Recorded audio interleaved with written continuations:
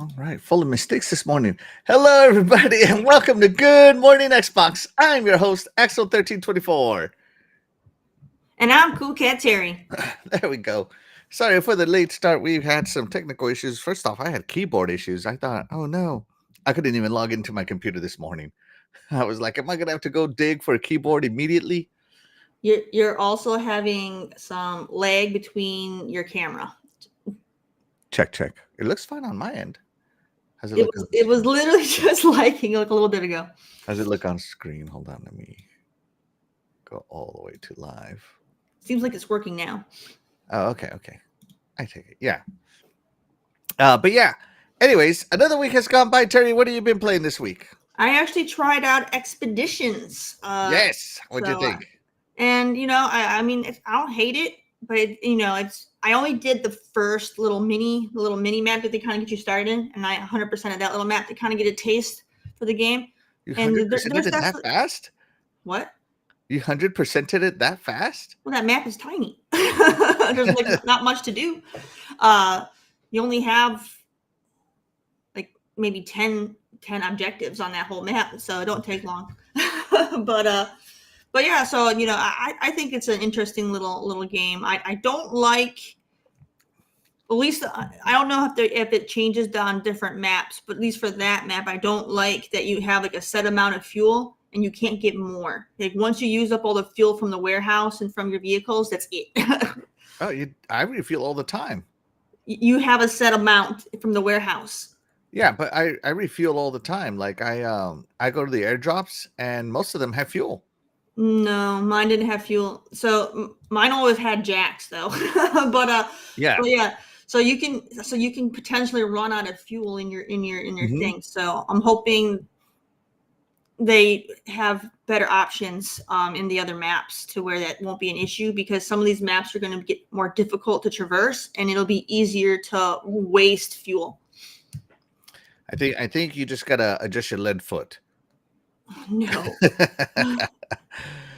Yeah, no. I've been running around that map. I bought a lifted kit for my Scout, and I updated and I bought the $12,000 mud tires for it. Okay. To help me traverse a little better on the Scout. But the Scout is so tiny in comparison to the 4-wheel drive cars. Yep. And I haven't really upgraded anything on the 4-wheel drive cars because they're just fine how they are. But I am loving that game. For that map. Yeah. It'll change. I am loving that game though. I also played a lot of Expeditions this week. I played all the missions on the Colorado map, and I've done all the easy missions on the Arizona map. I think it's Arizona. Okay. Good map, right? And then I went back to Colorado and did all the side missions that you don't have to do, but they let you do. So I unlocked a new paint kit and other crap for the side missions. And I don't know, I'm just having a good time. Like I probably put like a good maybe 5 hours into it in like 3 days and 2 days. Expeditions is just for me, it's more fun than SnowRunner. Like, don't get me wrong, SnowRunner is fantastic fun and challenging. And I like that the objectives actually do something, right? But I don't know, I just like the driving around and exploring that Expeditions has. And I was looking at the DLC, right? So the Caves DLC was like $6, right?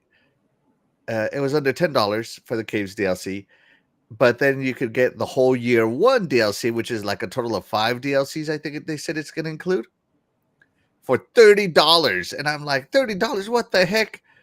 Yeah, so I'm going to wait for a sale, but I'm probably going to download the DLC for that game. So yeah, I am loving Expeditions right now. And of course, I've been playing a ton of Starfield still, just getting hyped up for that Shattered Space DLC here in 15 more days. Yeah, baby. 15 days, Shattered Space. Cannot wait. So yeah, I'm going to definitely go in there. So let's see.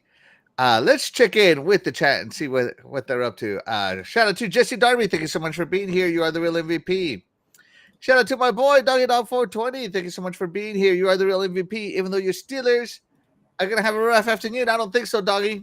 He says, "Good morning, Axel. Going to be a rough afternoon for you, bro. Don't think so, bro. Don't think so. Go Broncos. We're totally going to whoop those Steelers." Let's see. Shout out to Jacob Novik. He said, "Yesterday I reached 550 owned digital Xbox games with Borderlands 2, the pre-sequel, Mafia 1, 2, and 3. My first goal is 1,000 games." Wow, bro. Wow. That's cool.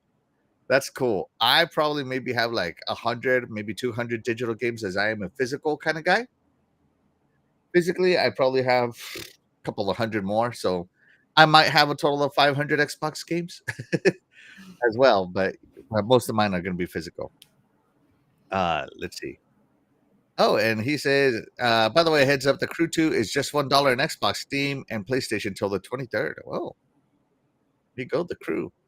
I don't know. After they took down the service to the Crew 1 and basically made it worthless, I'm a little like, you can't even play it offline mode. Is what makes me sad about it. So, yeah, I don't know about that. Even for $1, I wouldn't buy that for $1 if they're just going to take it away. But we'll see.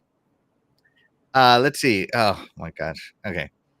Jacob asked, "Doggy, why would it be a rough afternoon for him this? Did I miss anything?" And then Doggy's over here talking trash. He says his Denver Broncos are going to get destroyed by the Steelers, and he's going to have to wear the black and gold this Friday once again. I don't think so, bro. You're going to be wearing that bright orange. Get that bright orange going. And don't forget, not only do you have to wear a T-shirt, your dog also has to wear a T-shirt. That's the rule. All right, let's see.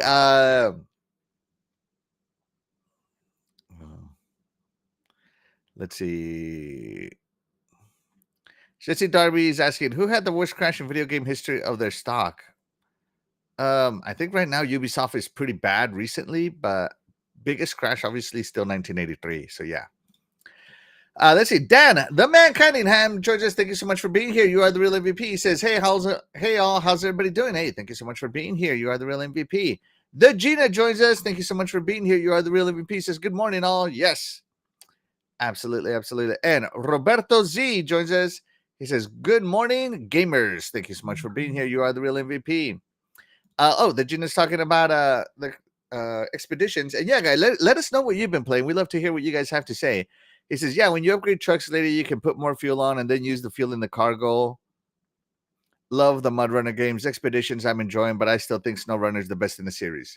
I agree. I prefer Snow Runner. I do. But I want to, Expeditions will be a nice little quickie game. So that'll be good. Yeah, I have a feeling you're going to play Expeditions. I've been playing Snow Runner for years, and I still haven't done every map. Like, it takes so long. Yeah. I got 3 maps left. I gotta buy the final DLC pack, and I'll get the last 3, and then I'll finally be done. Because unless they add more, and then it just never ends. That'd be so fun. Let's see. Jacob Noah says, "Idea: Xbox interviewed by iconic video games with Phil Spencer and Sarah Palm." That would be so fun. That would be so fun. I don't even know how to begin to do that, but I would love to. I would love to. Shout out to the Crazy Greek Dude. Thank you so much for being here. You are the real MVP. Doggy Dog says, "Axel, I love the comedic relief this morning." Whoa, comedic. Whoa. Let's see. Oh, and the Genie says they've announced the Crew 2 and Motorfest will be patched to work after the servers go off. That'd be interesting. So now it's worth $1. Yeah. And they're adding Maui to Motorfest. Whoop, whoop. Map expansion. Nice. And shout out to my name is Captain Catch. Thank you so much for being here. You are the real MVP. He says, "Axel, my man, they patched it so you can play offline. They did it recent to Crew 2 and Motorfest." There you go. Hopefully. Let's see. Fastback, shout out to you. Thank you so much for being here. You are the real MVP. He says he's still playing Outlaws and enjoying it. Shout out to you, Wicked Hot. Thank you so much for being here. You are the real MVP. Let's see. And I think I'm all caught up. So, yes, I think I'm all caught up. Let's get it started, shall we, Terry? Yes. So, just starting off with the announcements while everybody comes in. So this is just a quick announcement. Xbox is to bring back friend requests after more than a decade. I never thought these went away, but apparently they did. So I had to read the article to find out what was different. Yeah, they got rid of them. Like, all you could do is follow people. Like, no, people don't have to confirm it. They can just follow whoever they want, and then that's it. Yeah, and that's basically the difference is that now instead of just being able to be followed, Xbox announced on Xbox Wire Alpha Skip Ahead insiders are now testing a new social feature, namely friend requests. Xbox says you can still follow other players, but becoming friends is now a two-way invite approach relationship, giving you more control and flexibility. So, The way are they going it to should be. still have following? I It hate doesn't sound. following. I It hate it. doesn't sound like they're going to get rid of following. Yeah, they should. Like they should get rid of it. I don't need a bunch of stalkers. Okay, I like to have like my tight niche group, and that's it. I don't need stalkers. So, no. I don't like the follow stuff. I don't like it. Yeah, so that's kind of cool. I didn't know it went away. Like I guess that's how I haven't added new friends to my friends list in years Mm-hmm. because I know who I know. So yeah, we'll be there. And shout out to Jason Max. Thank you so much for being here. You are the real MVP. So yeah, with this new update, you'll be able to manage friend requests with the People tab on Xbox consoles, PC, and the Xbox app on mobile. Well, you'll be able to send, accept, and delete requests. New privacy notification settings give you control over who can send you friend requests or follow account. There you go, Terry. As well as the notifications you receive from those actions. So you can now set privacy to your followers. Good. I want only friends to follow. How about that? Like I don't want random people because I'll get like these random people following me. Like I have no clue who you are. I don't know you. I think maybe it's because a lot of people got spam messages recently. Like I got like maybe 50 messages from the same person wanting me to like saying, "Hey, I got you $5 gift card or they something." They got all those bot accounts, and those are probably most of my followers are those stupid bot accounts. Get rid of the followers. Get rid of it. Yeah, I'm thinking that's why, because I got that like, hey, I got you a $5 gift card, bro, blah blah blah. And poor person that got their hacked account probably got it banned and they went on their digital purchases. But yeah, there it is. So yeah, we'll see what happens. This could only make the app better. Better privacy is always good. So yes, and shout out to Game On Jesse. He says I stalk Terry. Thank you so much for being here. You are the real MVP of the show. Maybe not the MVP of Terry, though. Look, at least you have a recognizable name compared to some of those bots, okay? Yes. And by the way, did I greet Jason Max? I don't know if I did. I don't think so. Shout out to Jason Max. Thank you so much for being here. You are the real MVP. He says, just remember, Xbox is number one. Yeah. Doggy Dog says he got like 800 followers in 2 days, 2 years back. It was weird. Wow. Bots. Wow. I don't know. Out of control. Can I see how many followers I have on my Xbox app? Let me see. Let me turn on my Xbox app. Oh man, I forgot to log in yesterday and get my fit day. Dang. Restart. All right, here's the People tab. It doesn't give me a quick count of anybody. No, it doesn't give me a quick count or tell me how many people are following me. I don't see anywhere that I can see how many followers I have, everybody. So you have to probably do it on the console. Yeah, probably on the console. So yeah. Yeah, there you go. Oh, I also forgot to mention I've been playing Age of Mythology with my friends, having a good time. I gotta tell you right now, playing the Norse is the worst. They are so hard. Like it is so difficult to gain favor from them. They suck at farming and food gathering. They're just terrible. The Norse are the worst. Just saying. Yeah. So there you go. Look on your profile page, Axel. I did on my Xbox app right here. So here's my profile page, right? I click on my profile. Nothing pops up, bro. Nothing. Yep. Don't know. Anyways, whatever. Don't care. Moving on. Oh, there we go. Doggy can see me. He says I have 116 followers. Yeah, take that, Doggy. 20% of what you got. So yeah. How many followers does Terry have? I swear, Terry, you better have like 2,000 followers. I don't know. I don't look. I literally Doggy, how many followers does Terry have? I just delete the messages when they come through. I don't even look at my follow list. Like I don't bother. I don't know. Yeah. Like if I want to be friends with somebody, I will put the request out. Like if someone just follows me, I ignore it. And As I if you also keep ignored me. I Is also that why I we're not also friends? keep Are you ignoring me on Xbox? Is that why we're not friends, I Terry? probably haven't even I probably have honestly because I do a lot of Twitch streaming, I keep my notifications turned off so I don't get my messages or anything. I So, see. because Well, when I keep all that off so I don't have things popping up when I'm streaming. So if you ever when sent me something, it probably got mixed in with all the spam and it just got ignored. I apologize. I'm going to resend it to start. I'm going to start spamming Terry till she Start becomes my friend spamming on me. Xbox. Seeing as it's a two-way street now, get There you ready for go. that two-way invite. We're going to have a two-way invite approved relationship, Terry. Okay. Let's see. Shout out to Seth Lord. Thank you so much for being here. You are the real MVP, and thank you as always for the retweeting of the show. Appreciate it.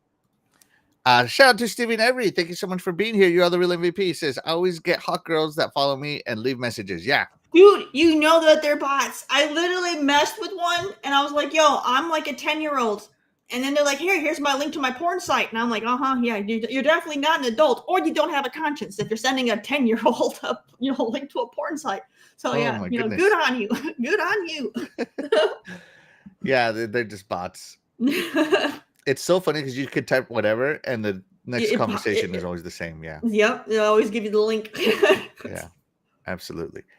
All right, moving on to the next announcement. So I don't know if you know this, but Annapurna video game team resigns, leaving partners scrambling. Like I heard that the entire all the employees quit on the same day. Like that's insane. Yeah, it's crazy. So Annapurna is famous for games like Cocoon. I think they do that cat game. Yeah, Stray. Yeah, they did Stray. They did Stray. Yeah, so they put out all these games that people they did that that are award winning. Zero or whatever it was called too. Oh yeah, that one you played. Yeah. Yeah. And so let's see. So Megan Ellison led firm sees staffers quit after spin-off talks fail. So the entire stuff of Annapurna Interactive, the video games publishing division, I think this is very important, okay? Of Megan Ellison's Annapurna Studio resigned this month following a dispute with its owner. Annapurna Interactive president Nathan Gary and his team had been negotiating with Ellison, the daughter of billionaire Larry Ellison, to spin off the video game division as an independent entity. When Ellison pulled out of the negotiations, Gary and the other executives resigned and were followed by around 24 other staffers, so about 25 people. All 25 members of the Annapurna Interactive team collectively resigned. Gary and the group said in a joint statement, this was one of the hardest decisions we ever had to make, and we did not take this action lightly. So they wanted to be independent. The owner said no, so they walked out, is what I'm hearing, right? Annapurna confirmed it, and they failed to reach an agreement, which led to resignations.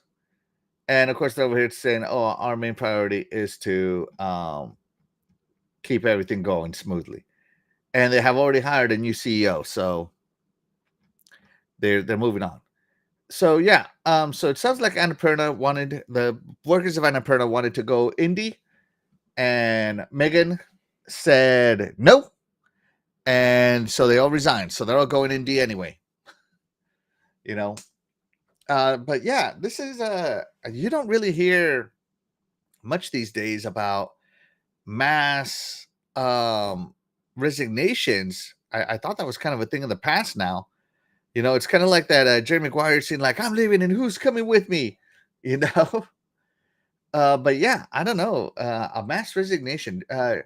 Terry, at your job, is there anybody who, if they resigned or got fired, you would follow? No. No. Yeah, and that's my point, right? That's just unheard of, right? It's because literally majority of jobs, everyone's expendable. Everyone is replaceable. So it doesn't matter. Even if you've dedicated 30 years to that job, they will replace you within a week. You know, if when you leave. So you know, I don't believe in killing yourself at a job because you're replaceable. Yeah. So yeah, it's one of those those kind of weird situations you don't really see much anymore. And hopefully Annapurna keeps going because they did put out pretty good games. They put out Flock. I know a lot of people play Flock. Cocoon. What's that? Strays on here? Yes, Strays on here. Neon White, which I like. Neon White. Don't sleep on that one. It's on Game Pass, guys. Don't sleep on it. It's fun. 12 minutes. That indie, that murder indie, was on there. So yeah, I mean they've put out quite a few games. Annapurna is pretty good. So yeah, it's just interesting how this happened. So hopefully all those people who resigned, that they found that, or they had better jobs going, or maybe they've resigned to open their own studio. You never know. Well, we'll see in the future. Maybe we'll hear about from them again in the future. Maybe we won't, because as Terry said, they're all a number. So yeah. Shout out to Web Dave. Thank you so much for being here. You're the real MVP. And he says, hit that like button. Absolutely. Be sure to hit that like button. There it is. Hit that like button. Yes, please do. It helps us get discovered, especially in the live section of YouTube. We appreciate all of your support for all of you who hit like on that show. Let's see. Did Annapurna do Gone Home? That was a good game. Let me see. I have a list of their games right here. Let me see. Gone Home. Yeah, they did. No, they did support for Gone Home. It says games published. So they published it on the Nintendo Switch. Yeah, Gone Home. So they did. Let's see. Fastback says, my wife works for Larry Ellison's Oracle. Interesting. Whoa, that's cool. That's cool. Fastback also says we are all a number. Yes, absolutely. Let's see. Jacob Novak, even if Annapurna still will be publishing because there's more than one team, I need to buy and play What Remains of Edith Finch because it's such a beautiful and amazing game. I've heard. Yeah, I heard it's one of the best walking sims. It's a good game. I enjoyed it. Gone Home is another one that I really enjoyed. Mm-hmm. Yeah, I tried to get into walking sims. I've played like 2 of them. And I'm talking like a true walking sim, right? Where all you do is walk and interact with the environment.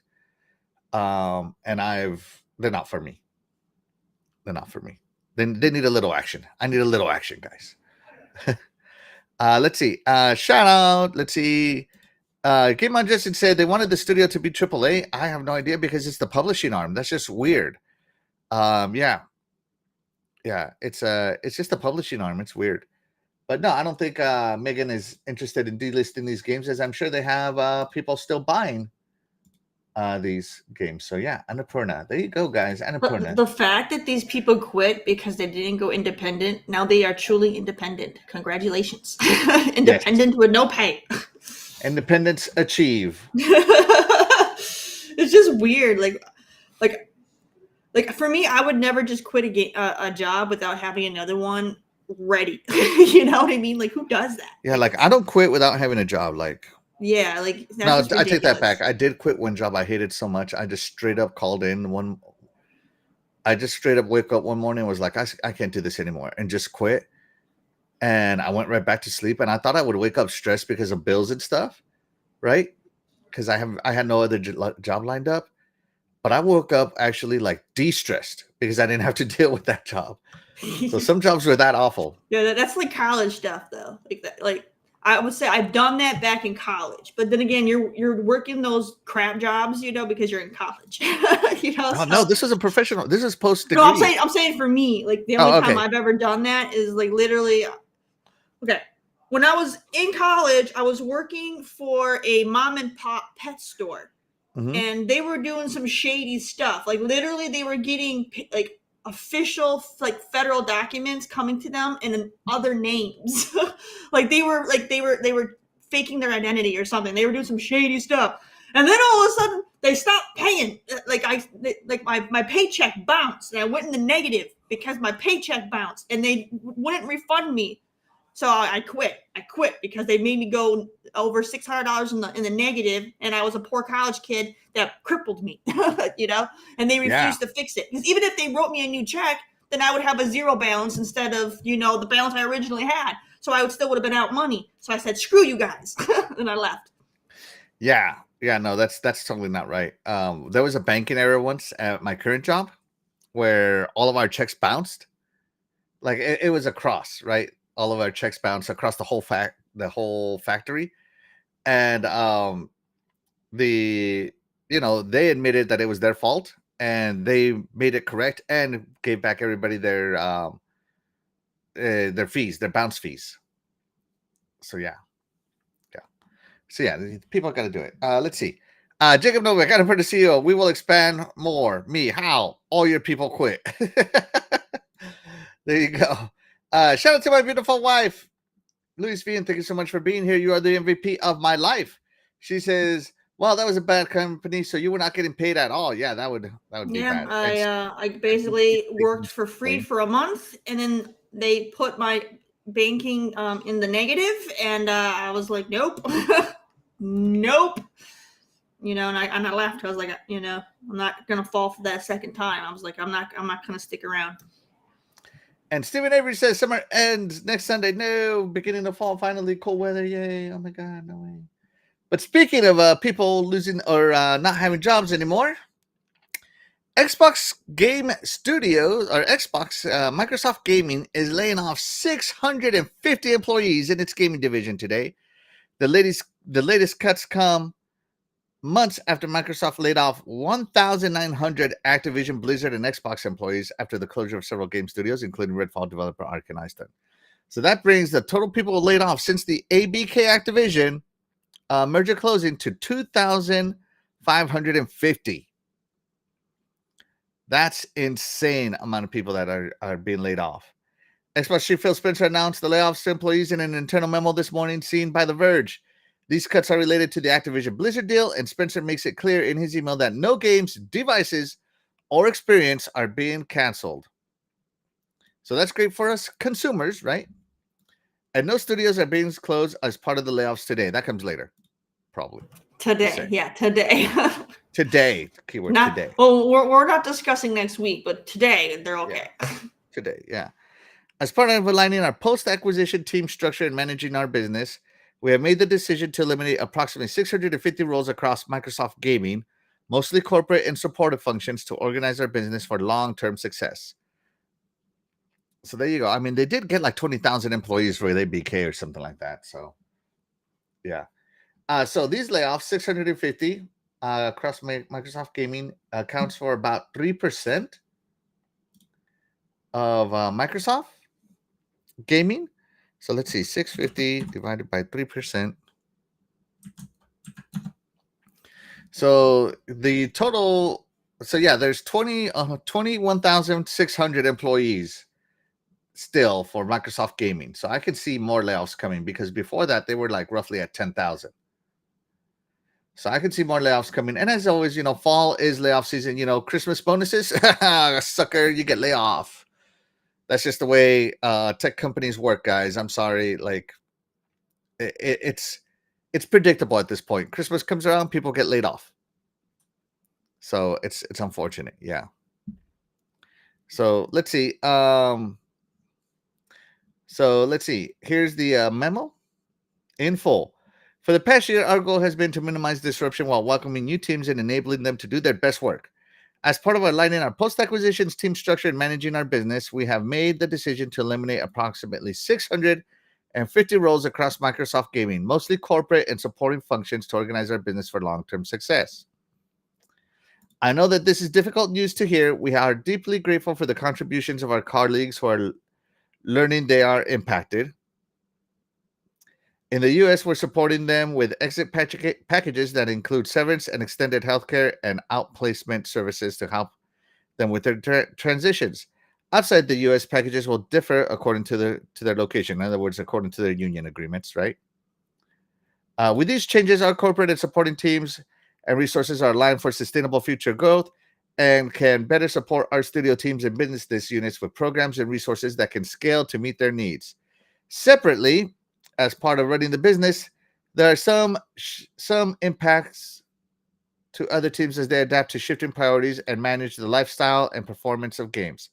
No games, devices, or experiences are being canceled, and no studios are being closed as part of these adjustments today. And the last paragraph full of fluff. Throughout our team's history, we've had great moments and we've had challenging ones. Today is one of the challenging days. I know that going through through more challenges like this is hard, but even in the most trying times, this team has been able to come together and show one another care and kindness as we work to continue delivering for our players. We appreciate your support as we navigate these changes, and we thank you for your compassion and respect for each other. Phil. Now, I just want to say that normally acquisitions in my division and the division of and that I work in, usually 20% of people lose their jobs. So they're 19. Yeah, that's about 20. That's about 20% right there. 2,500. Because they had, is that 20%? No, that's still less than 20%. That's still less. Around 20% will be 4,000 people. So acquisitions usually in my sector usually mean 20% layoffs. So they're not there yet, but I'm not justifying it. I'm just saying that it happens with acquisitions, layoffs. And I'm not saying it's justified, and I feel bad for all those people, so forth and so on, because I'm sure that all these people who got laid off weren't part of like, hey, we got bought by Microsoft, we're millionaires. No, they weren't part of that. They're just workers. So yeah, Terry, what do you think? It's corporate, and so I don't care. Corporate, you don't care. Get rid of the. Obviously, I've worked in a lot of different environments, and most corporate people are incompetent. so yeah, I don't feel for them. I'm sorry. I am going to have the stone heart here. Right now, even at the place I work, they're currently replacing everybody in corporate because they're incompetent and they haven't been doing their job, and they've been fudging with the numbers to make it look like they were. So yeah, no, screw them. Get rid of them. I want to learn how to fail up. That's been like my number one life goal. So yeah, no, like I'm not saying all corporate workers are sleazy, but there are a lot of them that like to do stuff like that. Like literally, they were basically trimming the numbers in a way to where they could get big bonuses while the rest of us employees couldn't get our raises. So yeah, no, screw them. They made sure they got their raises. Screw I want to do like the Boeing CEO, deny everybody raises while my raise goes up 40%. Yeah, that's basically what a lot of those corporate people do. So screw them. Yeah, that's right. Let's see. Fastback says layoffs suck. Been there once. Yeah, absolutely. Jacob Novik says when everybody gets laid off, we all win. And he says, layoffs, it's now or never. We ain't going to live forever. I think he's trying to redo that Bon Jovi song or whatever. Fastback says, yeah, with Activision acquired, you don't need multiple people doing the same job. Someone has to go. Yeah, like I said, about 20% are going to, typically it's 20%, give or take, But yeah, and they haven't reached that point yet. So 20% would be right around 4,000 people. So I don't want 4,000 people laid off, but I'm just saying, expect more layoffs related to the acquisition, because the acquisitions usually lead to 20%. And that's just numbers across acquisitions. Just throwing it out there. Let's see. Shout out to Cyberbelow. Thank you so much for being here. You are the real MVP. He is the host, or one of the hosts, of the Xbox International Podcast. Be sure to tune in. They do a really cool show with a flight. It's really cool. I like their theme. All right. That's it for the announcements. So that's the last of the announcements, Terry. Let's go on to the news. So I don't know if you guys know, but there's this new Game Pass Standard tier coming out. And I do believe that Xbox officially announced it. I had the link. Where did it go? I apologize, everybody. Hold on. I got to turn off advertise. Get rid of advertising. They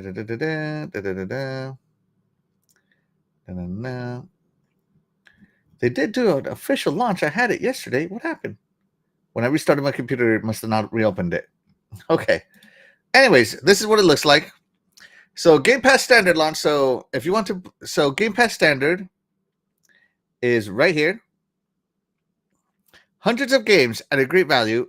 Hundreds of high-quality games, online console multiplayer, member discounts, standard.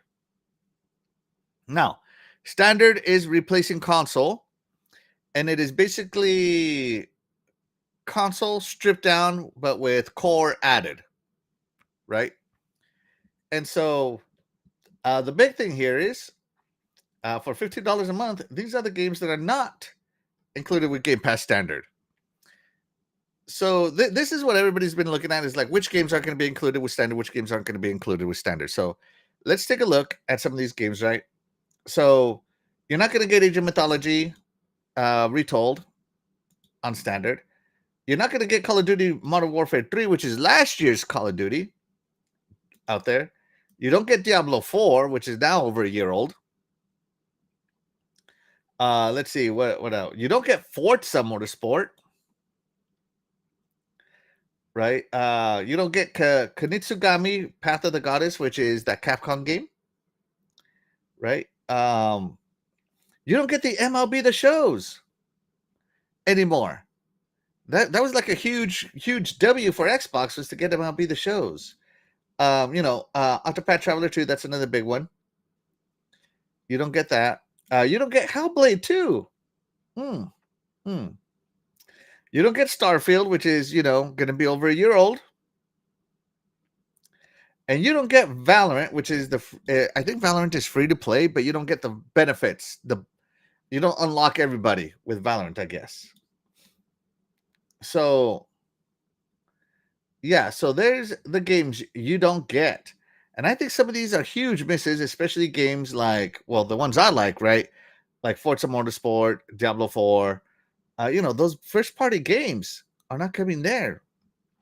So Xbox is going to be like, I don't know. I think this is really bad because their advertising is like, play it day one on Game Pass or play it with Game Pass.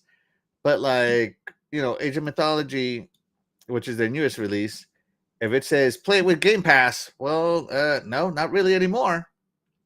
Not anymore. Terry, what do you think about this standard tier? I mean, it is it's not looking like a great deal to me. What do they get though? Oh, I'm so glad you asked. Let's scroll down, because they did include the full list of games included with Xbox Game Pass Standard. I'm just going to scroll a bit slower. Well, they have a lot of selection in there, though. Those are some good games in that list, from what I can see. You get all the Fables, you get the Far Cries, you get the Farming Sims, you get the Gears. Come on, it's still good. No, this is a great deal for gaming. This is a great deal. Generation Zero.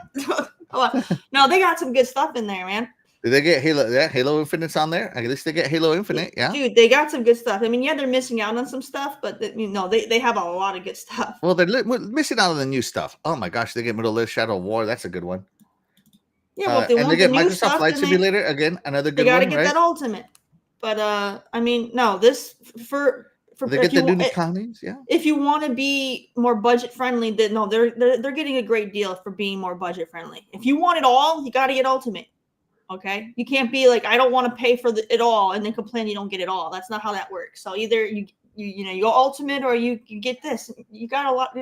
You got the Wolfensteins, you got the Yakuzas, you got what's the other one? Wastelands are in there. Come on, man, you got some great games. Elder Scrolls is in there. Come on. Is NFL on here? Because I know that's an. Oh well, I guess that would be EA Pass or whatever. I don't know if it's included with Standard. No, it's only included with Ultimate. Sorry, it's only EA has always only been included with Ultimate. Sorry, I apologize for that. I'm not going to say that this still isn't good. I mean, because they still get Age of Empires 4 and Age of Empires 2. This is a good deal. You're saving money. You get a great selection of games, and all of us have massive backlogs. You get all these Assassin's Creeds as well. Most people haven't finished a lot of them. So, I mean, this is still really, really great, and then, like I said, if you want it all, you have to go Ultimate. I mean, that's only fair. But I think they're getting a great assortment of games. And even with all those games, there's no way you're going to play through all of them to completion that quickly. You know what I mean? You're going to have a backlog still. So I think this is great. So yeah, no, I'm not going to say that it's not a good deal, for what you get. The day one thing is really the big hit to this one. And I think Microsoft is going to have to fix some of their advertising, because if you see here, right, there's Age of Mythology. It just launched September 4th. So 11 days ago. It says on here Game Pass. I think it's going to need to start saying now Game Pass Ultimate. I don't think so. Right. I don't think so, because they don't differentiate. Because if I have Game Pass Standard, I feel that I was misadvertised. No, because they don't differentiate with Game Pass PC. it doesn't say Game Pass PC on the ones that are, for that. No, they don't need to do Game that. Pass man. PC is still the best deal ever. $12. Okay, so no, they don't. That's gonna get ridiculous if they have to, put each different one on there. Like no one wants to read all that nonsense. It's fine. Read the fine print, y'all. You'll see what you get and what you don't get. And honestly, if you need to save money, it's a great deal. And if there's a game you really, really want, more than likely you're just gonna buy that game anyway. So I mean, just you can get it day one that way. So I mean, I don't see any reason to be upset. Yeah, so you still get 370 Xbox games. Xbox 3 standard games. Oops, sorry, you can't see what I'm saying. Yeah. Sorry, you still get 370 Xbox Game Pass standard games. And the list of games missing. It doesn't say how many are missing. It doesn't give a count. All right, I guess we're going to count, everybody. Ready? 1, 2, No, I'm just kidding. Oh my gosh. Take forever. All right, count.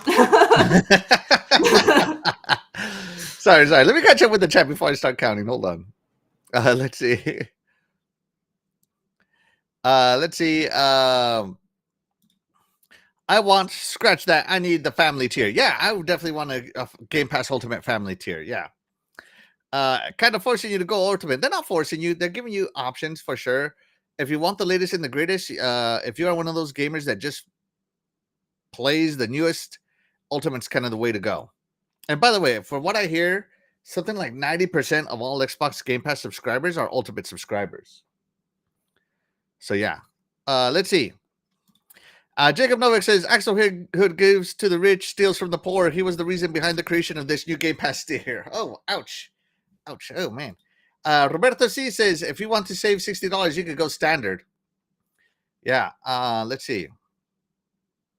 This comes in handy for, for kids too. Like, maybe you don't want to, if you are a parent who is not a gamer, which isn't going to apply to anybody here, but for the parents out there that aren't gamers, standard would be a great deal so that way they can give it to their kids.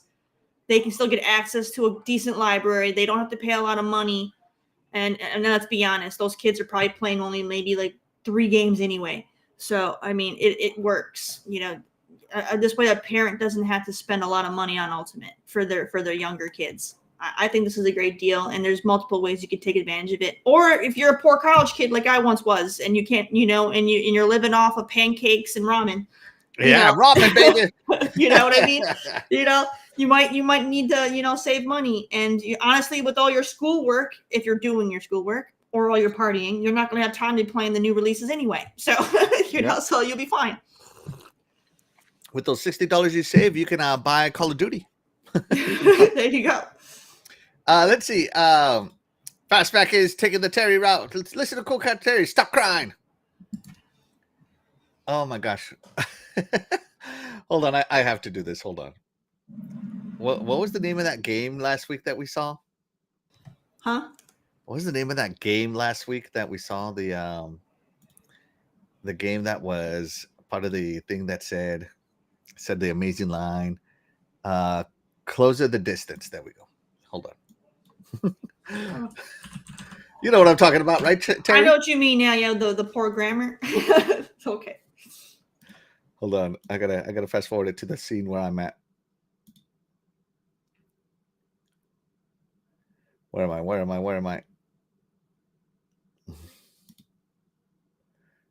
Oh, here it is. This is gonna be the line of my life, right here. Let me turn up the volume. I'm 100% going to clip this. Why don't you go and have a chat with Axel? He's a mess.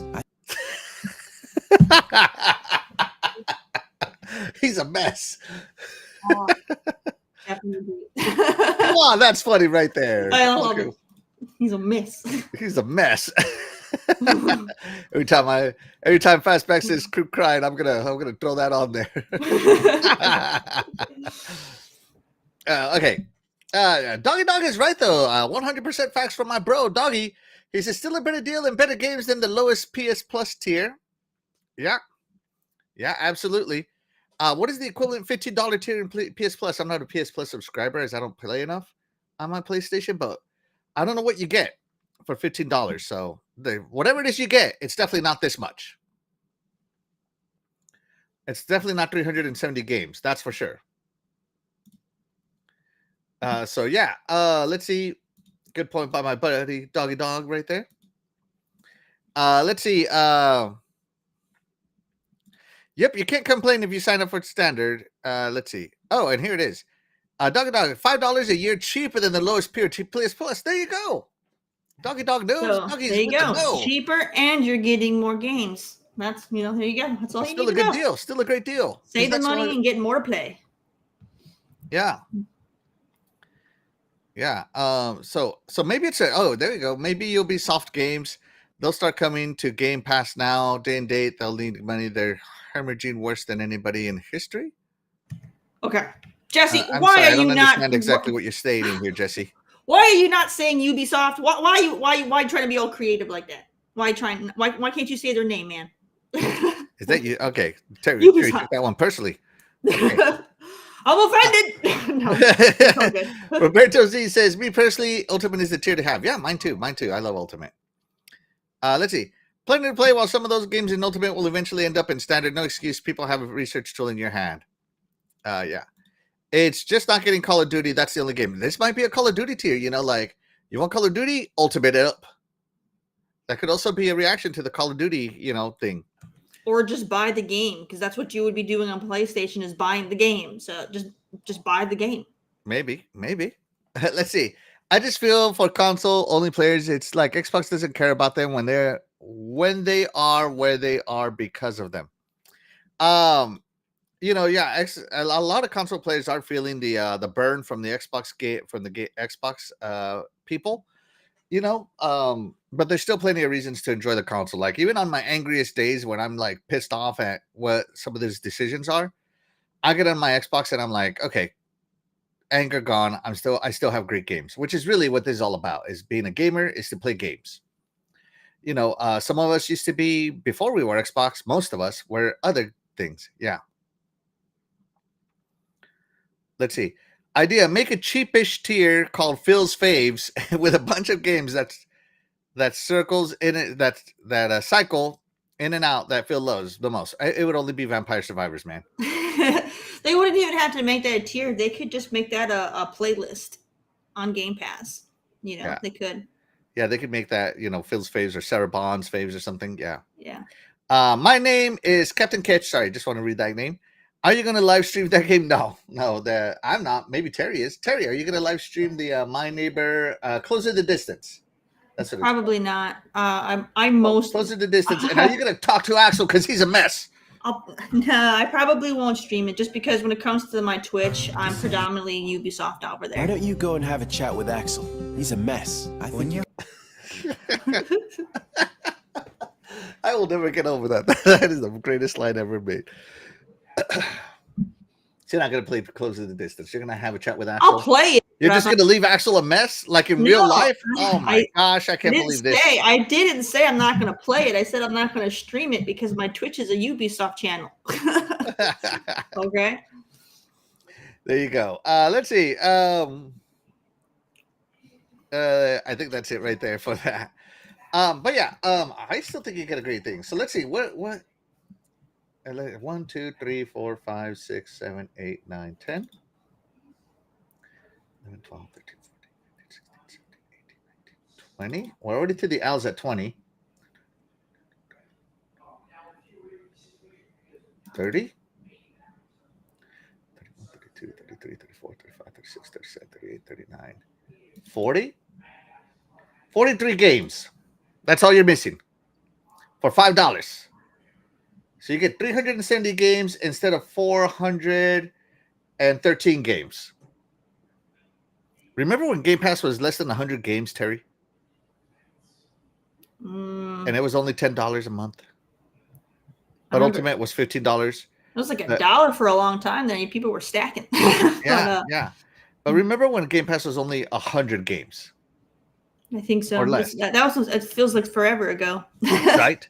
And even when they had how great of a deal Game Pass has become. I mean, and even then when they had the 100 games, I didn't play a lot of them because I didn't have time. So for people to be like, "That's not enough," I feel like you're full of it, because even back then when it was so much more limited, I didn't have time.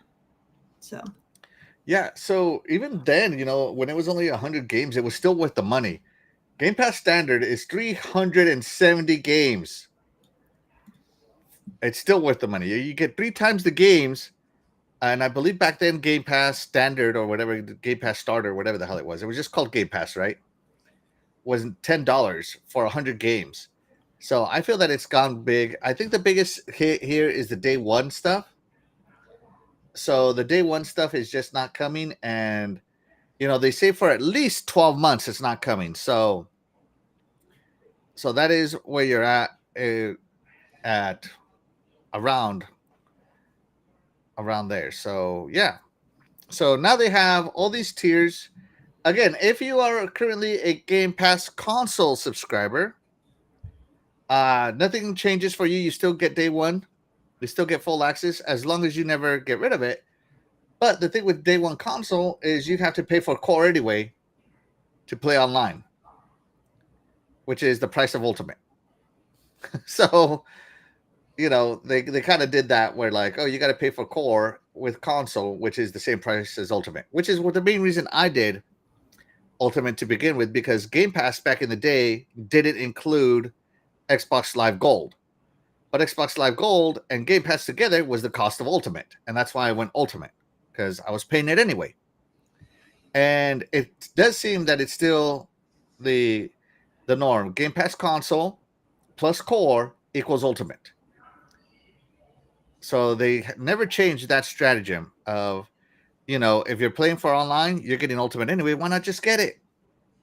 Why not just become an Ultimate subscriber? And for me, I'm an Ultimate subscriber because I play everywhere. I play on cloud. I play on console. I play on PC. I use Ultimate to its fullest benefit, if you will. So, yeah. Let's see. Let's check in with the chat. Shout out to Dreadpool. Thank you so much for being here. You are the real MVP. Appreciate you, buddy. Let's see.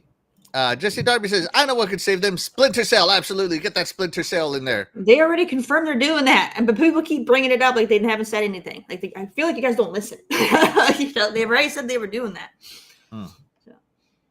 Crazy Greek dude, thank you so much for being here. You are the real MVP.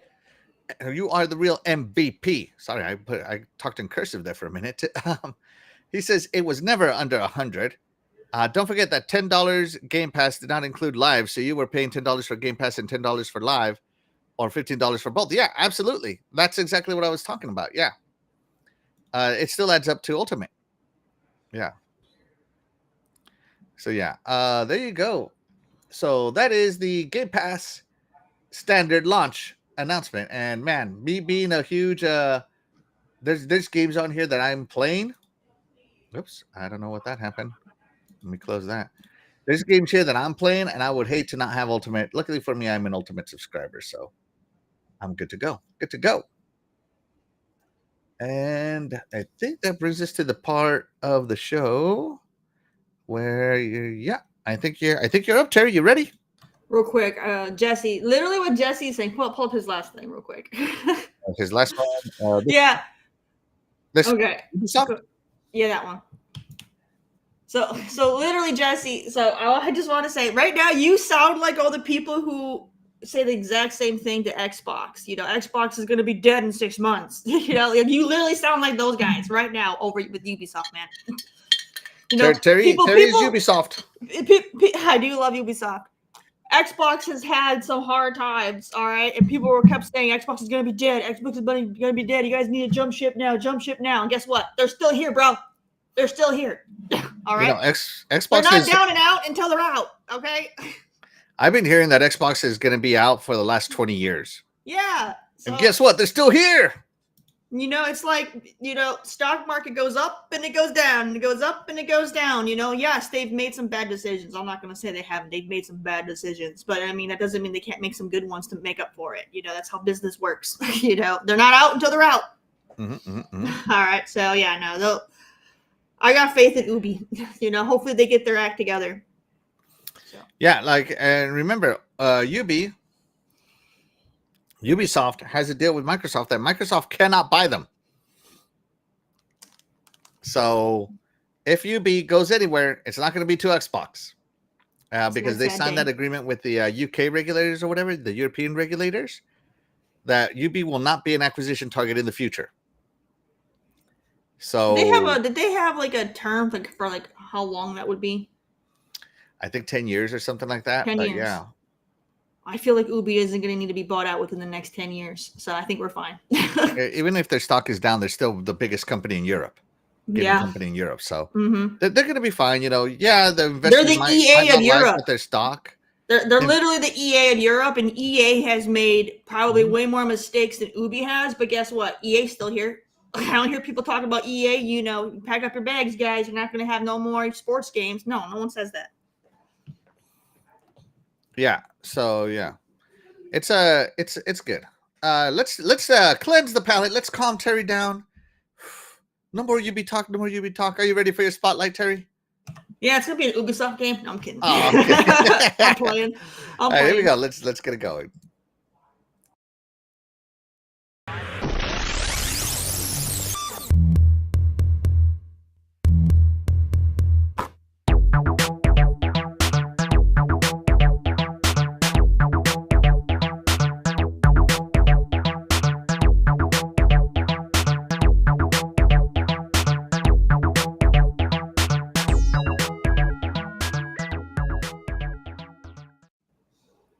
Everybody, welcome back to my indie spotlight. I got another game for you, one that you may not have heard of, possibly. So feel free to check it out. So we're going to be taking a look at a game called Beyond a Steel City, which is actually a sequel. Now, the original game was Beneath a Steel City, and that was a point-and-click game from the 90s. So most people probably never played. I played it. You did? Okay, cool. Yeah. So if you played the 94 point-and-click game and you enjoyed it, there's a sequel that you can now check out. So let's go watch the trailer.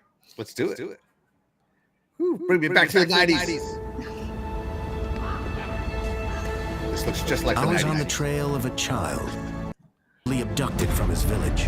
What's happened, Foster? Where's my son? A trail that led to the heart of Union City. Wow.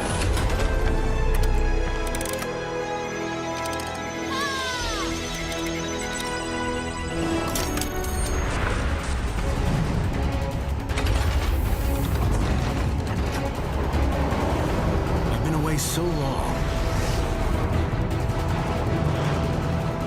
The city looked different. I don't know who you are, but right now we're both in a lot of trouble. Luckily, I wasn't alone for long. Foster! What the hell kept you? Together, we tracked the missing kid.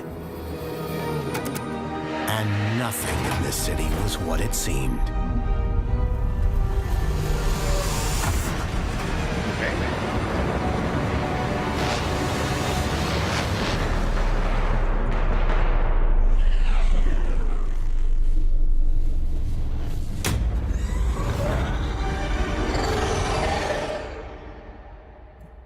All right, Beyond a Steel Sky. Like I said, this is the sequel to Beneath a Steel Sky. All right, so go ahead and you can grab this. It's on PC, Xbox, PlayStation for $20 last I checked. Now I don't know if they have any sales going right now, but it was $20 last time I checked. And this is your action adventure, cyberpunk thriller kind of game. So if any of that appeals to you, go ahead and check this out. And as it's going to be more of a motion comic in its own kind of way. It's different, but it'll be an interesting little thing. So go ahead and have some fun. Yeah, great pick, Terry. Great pick. I just want to put this out there that the character is still the same. I don't know if you noticed, but he's still the same. I never played the original. The original, he's still. Let me see if I can find him facing forward. I mean, look at it. Almost the same clothes. There's the robot with the sock on its head. Lots of Steel Sky references. So yeah, that's cool. That's cool, Terry. Liked it. Like it a lot. Beneath the Steel Sky. Yeah. Let's see. So shout out to DE. Thank you so much for being here. You are the real MVP. Beneath the Steel Sky. Yeah. Steel City looking cool. Yeah, it is cool. So let's see. Was it a point and click adventure like Flashback? Yes. So Beneath the Steel Sky is kind of the old, like, more like Monkey Island style games, if you will. So yeah, that's what it was like back then. All right, let's get on to the main topic of the evening, the one that's going to bring out the best in everybody, I'm sure. I don't know if you know this, Terry, but PlayStation mid-gen refresh launched. It was more expensive than I thought it was going to be. Sony announces PS Pro, which will cost an eye-watering $700 for the digital edition, okay? So, if you remember, Sony, the original launch of the PS5, had a digital one for $400. Hard to find, hard to come across. They had the disc one, which was $500. Then they had the slim digital only for $450. You could add the disc for $80, bringing the price up to $530 with the the removable disc drive. And now they added the PS Pro digital only at $700, right? So Sony doesn't want you to get used disc anymore. Sony wants you to go digital, obviously, now. It was funny because you couldn't find the digital only PlayStation, but when it launched, but now that's kind of like their standard offer. So they launched this bad boy at a staggering $700 this November. And it is, wow. It is steep. I feel that's first off, all of us here said that there was no need for mid-gen refresh this generation. And after seeing what the PS Pro delivers, I 100% am still standing behind it. No mid-gen refresh needed. The last gen mid-gen refreshes were needed because of the Jaguar cores. But this gen, I didn't think there was a refresh needed. So what I suspect, I think I see this as nothing more than a money grab, because it still has the same core. It still has, everybody's saying like, oh, it's going to be RDNA 4, but I can't find anything stating that it's going to be RDNA 4 or the level of RDNA it's going to officially be, if you will. So again, it was hard to find the official RDNA with the original PlayStation, and a lot of people were saying it was RDNA 1.2, 1.5. Finally, when they launched the Pro, they said, oh, it was RDNA 2. And I was like, oh, okay, well, there you go. So who knows what PS5 is going to be? They're saying it's going to be RDNA 4. I don't believe them. So, yeah. Is the most advanced innovative console hardware to date, with the aim of running games in high fidelity at a smooth 60 FPS. Terry's not a frame person, so she wouldn't care for that. So Terry, did you watch the announcement, and what did you think when it was first announced? I didn't watch the announcement, but I've heard everybody else talk about the announcement, so I feel like I didn't need to watch it. Seems like there was definitely some outrage over the price point, but but then again, that's social media, and that's a small percentage of the actual consumer base. Because if you also look, all of the disc drives that they had made for the PlayStation 5 Slim or whatever they had like a disc-less version of the PS5. Those have all sold out now after this announcement. So people are ramping up for the release of the Pro. No way. It's scalpers. It could be scalpers. It could be scalpers, but it also could be people that generally are buying it to do that. Because I feel like with the Pro being so expensive, it would make no sense to scalp for the Pro because it's already crazy expensive, and a scalper has to make it even more expensive. I feel like there isn't going to be a high enough demand for that price to be higher than what Sony's already doing. There's no reason to scalp the Pro. You know what I mean? The price is too high. So I don't think it could be scalpers for the disc drive, but I don't think so. I think it could be people that are buying it because they're getting ready for the Pro. It could be. Yeah. So let's just say that this is, not everybody's going to buy the PS5 Pro first off. I save these tweets because I like data. So Tom Warren asked, are you going to buy a PS5 Pro? And almost 12% said yes. IGN, who is a primarily PlayStation website, said, are you going to buy a PS5 Pro? Almost 14% say yes. So let's just average it out, 13%. So 13% out of, I don't know how many consoles they've sold, right? Out of what? Let's just 60 million. Are they at 60? I don't know. Whatever. I don't know where they're at. Somebody in the chat, tell me how many PS5s have sold if you have anything on it. So you get 13%, and let's just pretend it's 60 mil, right? Oops, one too many zeros. That means they're going to sell roughly 7,800,000 PS5 Pros. So it's going to follow. It's doing a little worse than the PS4 Pro, which sold about 13%, which sold about 10 million consoles. So this one's going to do a little worse right now as it stands. And that price tag, though, I just can't get over it. And it doesn't include a vertical stand. I mean, why advertise it in the vertical position if it doesn't include the vertical stand? That's my biggest problem with this, right? Because now everybody sees it vertically and it looks nice and they want to buy more stuff. Yeah. It's advertising. It's an ad within an ad. Yeah. I see it. Let's see. Jacob Novik says, people will be like, yay, PS5 Pro can do 8K. Me, GT7 is the only confirmed one. And no one has an 8K TV. Yeah, absolutely. DE says, Digital Foundry guy mentioned RDNA features or said something more efficient instructions. Yeah, of course, I can say that about any future tech. That's a nothing statement these days. Hey, guess what? Your next phone, Terry, is going to be more efficient than your current phone. Oh, I would hope so. I would hope so. That's a nothing statement. Unless you're an Apple user, then you're still playing catch up. Yeah. Let's see. Fastback says, I don't have a PS5, so the Pro is a no for me. I would rather use that $700 to upgrade my computer so I can play PlayStation games in Steam. I plan to get a Switch 2, though. Yeah, me too. Switch 2 all the way. Let's see.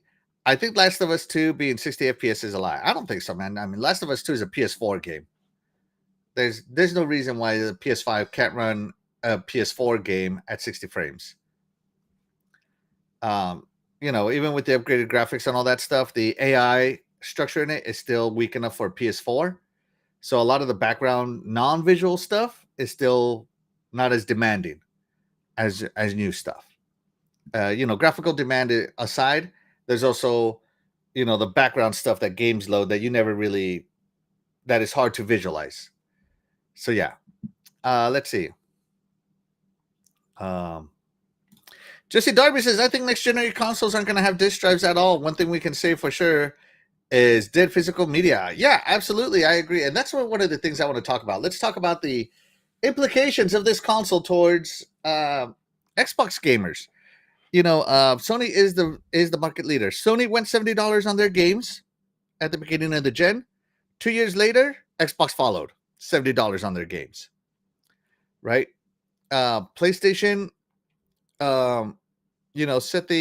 just raised the price of their DualSense controller to $75. Xbox controllers are at $70.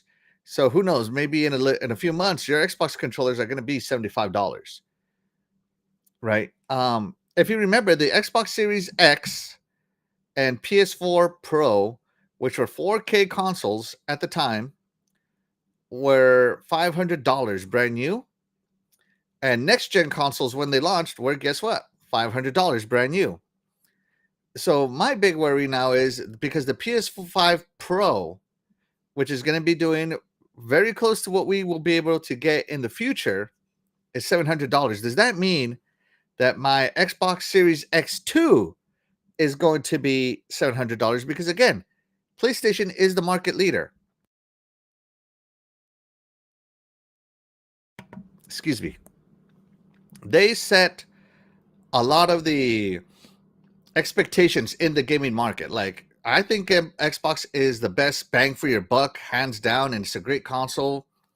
Definitely powerful, all that great stuff. But will it be will the Xbox Series X2 in the future be $700? You know what? Let me ask the chat in the poll. Terry, what do you think about my worry? Is Axel stressing out over anything? Have you talked to him? I don't know. He's a mess. Yeah.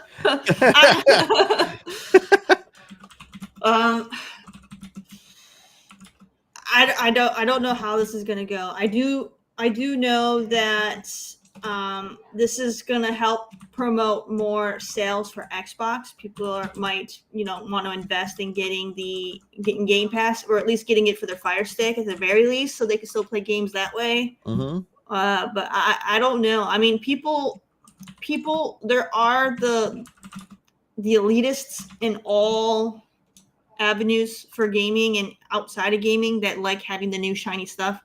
So there's still going to be people that are going to buy it. But I don't really know what's going to happen until it happens. I don't know. It's all conjecture at this point. So I don't know. Yeah. Hold on, I'm still writing the thing. Okay, let me delete this. Yeah, that's good enough. Okay. Yeah, and also remember the PS4 Slim doesn't come with a disc drive. The the PS4 Slim. The PS5 Slim doesn't come with a disc drive. The PS5 Pro doesn't come with a disc drive. Xbox did launch an all digital Xbox Series X. Yeah. In white without a disc drive. And right now I believe disc game sales are accounting for only about 10% of all gaming sales. So digital is the means for the future, but Xbox has always touted the backwards compatibility. Do you think maybe that they're going to split that up? Be like, hey, you know what? Get your base Xbox Series X2 here, but get the backwards compatible drive for your older games for $100 or whatever, right? They could also do that to us, Terry. They could. They could. I mean, I bought my X because it had the disc drive, but that's because as a streamer, I still rent games to so that way I would have other things to play. But no, the majority of gamers don't use the disc drive for gaming. They really don't. So I mean, they're not gonna gear their launch of their next console to the minority. I mean, yes, there are the gamers like Axel that prefer physical, but they are the minority, and the minority doesn't rule. All right, the majority rules. Trust me, lesson of my life. But, yeah, I feel like Xbox has always touted their backwards compatibility, and that's always not always, but since 2015 when they announced it, it has been a big selling point to Xbox, right? Is that you can play all generations of Xbox games on your current Xbox, and I love that saying. If the Xbox X2 is all digital, that statement now becomes kind of like, hey, but you got to buy this backwards compatible DVD drive or whatever. I would kind of hate that. Just being honest, I would kind of hate that.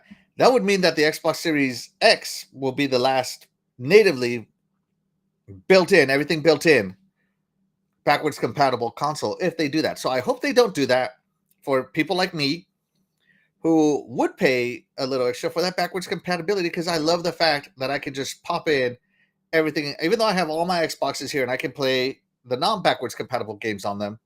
I love the fact, I swear I do this, I throw the disc into my Xbox Series X first just to check if it's backwards compatible. If it is, that's where I'm playing it. If it's not, then I load it into the machine, its respective machine. But I always load into the backwards into my current native console first, because that's just it's so convenient. It's super convenient, right? But yeah, if the Xbox Series X2 is $700, I feel that I don't know, man. That's just tough. It's gonna be tough to get into next gen. And this is coming from a guy that bought a $600 VR headset. Not the PS VR 2. I'm talking about the Quest VR 3. Okay, Quest 3. So like I feel like right now my breaking point for console purchasing is $600 right now. In 3 years, who knows where it's going to be? You know, the future is undetermined yet. But today, my breaking point for purchasing gaming, non-computer gaming equipment is $600. That's my breaking point at this moment. What about you, Terry? Do you have a breaking point right now? Breaking Like, point what is for the most you'd ever pay for an Xbox? If they launched a new one today, what would be your price? Let's just pretend the X2 came out. What would your price be? $650. Okay, so right around there. Okay. So yeah, guys, in the chat, be sure to type in what your breaking point is. I know I can't put every price point on the poll, but be sure to let us know. Let me catch up with the chat real quick here. Let's see. Let's see. Doggy Dog says $80 for the inferior controller. I mean, it breaks. It's easy to break. I'll tell you that much. Let's see. Jesse Darby says, Axel, they're saying everything about the dang thing. It's supposedly a PC killer. Supposedly. No. Literally everything that comes out is supposedly a PC killer. Like the only thing that's going to kill PC is itself. Okay. You know, everybody's like, oh, build me a PC for the same price as a PS5 Pro that can outperform it. And it's like, I can build a PC for less. The moment everything goes cloud-based and people can just do everything from their, like, from wearing like glasses or doing their phone or whatever, then no one's going to want to sit at a desk to use PC. Let me tell you something. We got to go 100% hands off, and then PC will die. Let me tell you something, Terry. I can buy a $1,000 PC, $300 more, right? I can play all the PlayStation games on it just fine. I can do this podcast that I can't do on a PS5 Pro, right? On my PC. I can do my taxes that I can't do on a PS5 Pro on this PC, right? I can, and it doesn't even have a web browser. I can browse the web, right? And to be fair, they've already, like Newegg and some others were already showing off pre-built PCs that were like 4060s, I think. 4060s. They had i5s, but they were like 4060s pre-built PCs, and they were like $800.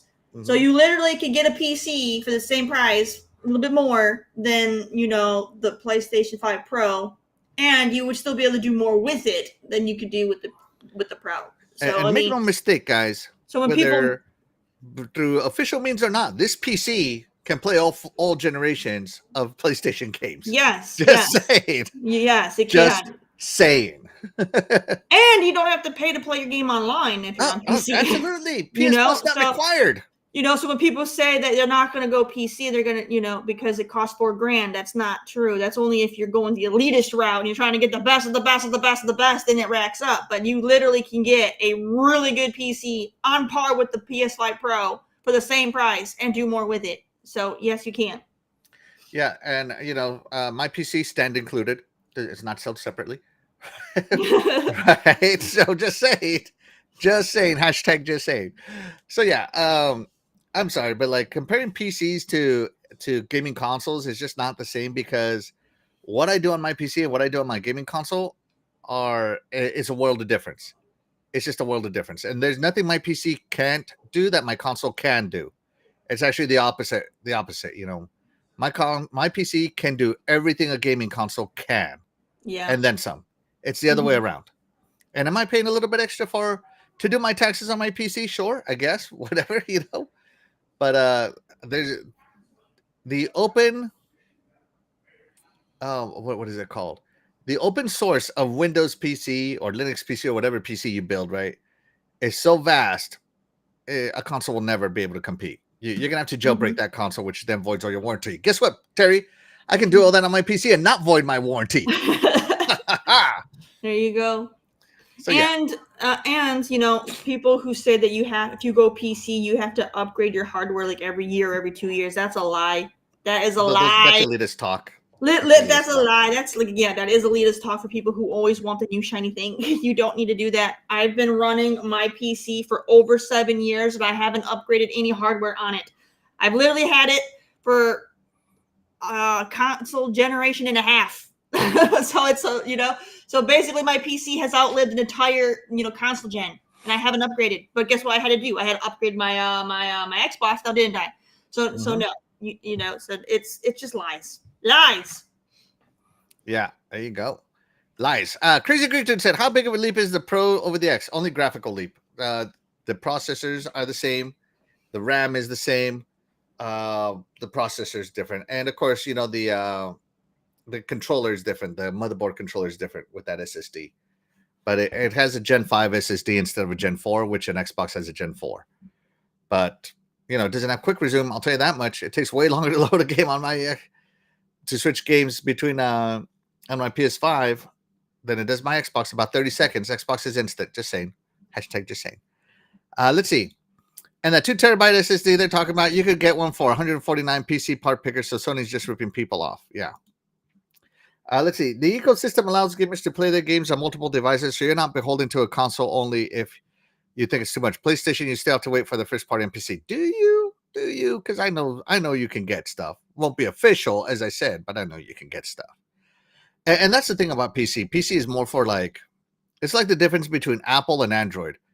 Apple is there for simplicity, for people that don't want to learn the intricacies in the intricate things about running an OS. Android is there for the people that like to not only have the simplicity, but if you want to do the intricate things with the OS and move everything around, you can. PC is the same, you know, like your consoles, they're there to play games. That's the simplicity. Simply play games. Right, Terry? Yes. Whereas a PC is like, okay, you're going to play games, but guess what? You're going to have field of view sliders. You're going to have resolution sliders. You're going to have shadow sliders. You're going to have all these intricate details that you don't have control of. I mean, the most intricate detail you have on consoles, like, do you want performance mode or quality mode? Mm-hmm. On PC, it's like, how much performance do you want? You can't do much multitasking on a console. Like, even my phone, I can multitask. I can have a YouTube video up in a corner while I'm browsing the internet and checking stuff out. Bring back Snap, Xbox. Bring back Snap. You know, you can't really multitask. Everything's one screen. Yeah. So, and again, that's not a knock against PlayStation. That's just the difference between a PC gamer and a console gamer. We love the simplicity of it all. And without, you know, doing this. Like my stepbrother, he has the PC of all PCs. Okay. He's running the 4090s, all that good crap, right? i9s, 4090s, all this stuff. And he will launch a new game. Like he launched, was it Space Marine? No, he was launching Wukong. Sorry, Wukong from Steam. And he said he spent an hour optimizing his rig, his settings, so he could play Wukong. You know how much time I'm going to spend optimizing on a console, Terry? Do you know? Maybe 5 minutes, setting the brightness, you know? The brightness. Yeah, and that's a big difference, you know? Just saying. Let's see. Jacob Novik says a source claim. Film grain off. Film grain off. Motion blur off. Video games claim source that the next gen Xbox rumored to be 2026. Yeah, I've heard that too. 2 years before PS6, if it's to be believed, which Sarah said will be the biggest technological leap and will be $599. The source said it would be $599. Interesting. Sweet. Interesting. Which is right around the $600 mark. Let's see. The only ones buying it are the fanboys. Remember, they don't play games, so there's no games coming out. So out the people that are. Yeah, they're all the games shown on here were all PS4 ports. I don't know if you noticed that. The only PS5 pure game was, I believe, Gran Turismo, and I'm not sure if that one's a PS4 game as well, but I think that's a PS5 only game. But they didn't show off something like Demon Souls, which is a PS5 exclusive. I don't know if anybody noticed that. Okay, so yeah, they only showed PS4 games. So I don't know if maybe that showed their point off more, but when you're only showing PS4 games, that just kind of what? They've been doing that since launch, though. Like literally, that was like their biggest launch titles they had were ports. So, you know, they've been doing that the whole generation. Yeah. Absolutely. And the biggest game they have right now that they're talking about is a Nintendo parody game. So. Oh, Astrobot? Yeah. Yeah, Astrobot. Yeah. I can't wait to get that game, just being honest.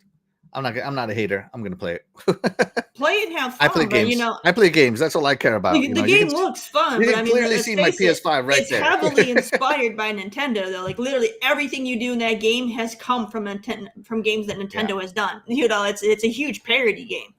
Yeah, it's good. It's good. Yeah, like I said, you can clearly see my PS5 right there. So I'm not hating. I'm not saying that don't get a PS5. I'm just saying, you know, I can't wait to play that game. I still haven't bought a PlayStation 5 because there's no value to me to get one. Everybody has their reasons, you know, and that's the thing. Nobody has to justify their purchases to me. You want to get this? Get it. Whether I think it's worth the money or not should be 100% irrelevant to your buying decision. You know, if this is the console for you, if you want to play on the best there is, the best, you know, the best there is right now for console gaming, get it. You know, whatever your reason is. You could just like technology. You could just be one of those people that collects all the consoles ever made. So who knows what your reason is, right? Just get it. I'm just stating that I am underwhelmed by it. Okay, I'm not going to get it, and I'm not trying to convince people not to buy it. I'm just letting my thoughts be known. Yeah. Let's see. Fastback said PlayStation gamers want to go digital because they don't make digital for make more money from digital physical. Hard facts. Let's see. It tells me to see the scalpers or launchers. PS5 people upgrading. Yeah, well, the disc drive is scalpers. I can tell you right now. They listed on. They're $80. They're being listed on eBay for $400. So the disc drives are scalpers, but I don't know. I kind of feel like I could go digital and never worry about the disc drive until you sell it for $20. So yeah, let's see who can play that waiting game more. Let's see. Jacob Novik says, I think an X2 will be digital mostly with a disc drive built in. I hope so. I hope they have that disc drive. I hope so. Let's see. The new Xbox is not going to be $650. It's probably going to be around $850, and the handle is going to be $400. And the reason I say $850 is because if they end up Steam, if they end up Steam and all the other ones, I don't know what the I don't know if it includes Steam, I think. I don't Steam. care. Wow. I don't understand I what would the not buy last part of his statement meant. I don't understand. I could buy a PC for Steam. Yeah. I don't think it's going to be that expensive. People are already complaining about the price point for the Pro. No. Doggy Dog says they raised the price of their controller by $1 an hour. That battery lasts. Let's see. Fastback says his breaking point 600, even though I can afford 700, but we shall see. I waited on the Xbox One until Titanfall Edition came out. That was an awesome edition. That controller is amazing. Let's see. Jesse W. My breaking point was when they announced it because you could save a little more money, build your distant PC, still play on your TV, on your couch, free online, real exclusives. Yeah, you want true exclusives, get a PC. Get a Nintendo console if you want true exclusives. Yeah. Let's see. DE says, I joke that not having Windows is a selling point. Yeah. Oh, sorry. That running games without Windows is a selling point. Yeah, I joke. Yeah, well, hey, you know, the simplicity. Shout out to King Styles. Thank you so much for being here. You are the real MVP. We appreciate you being here. Man, I love that logo. That is a cool logo. It's a cool logo. Thank you so much. Let's see. It might have been worth $700 if it was backwards compatible with 1, 2, and 3, not just 4 and 5. Didn't give you no features. Absolutely. If that Pro was backwards compatible all through the generations, I would actually probably consider it. Because I would probably consider it. Let's see. Sorry guys, I'm skipping a lot of chats because I'm trying to get through it. All right, and Doggy Dog says GT7 is a PS4 game as well. So there you go. They only showed PS4 games, no exclusive PS5 only games. That's crazy to me.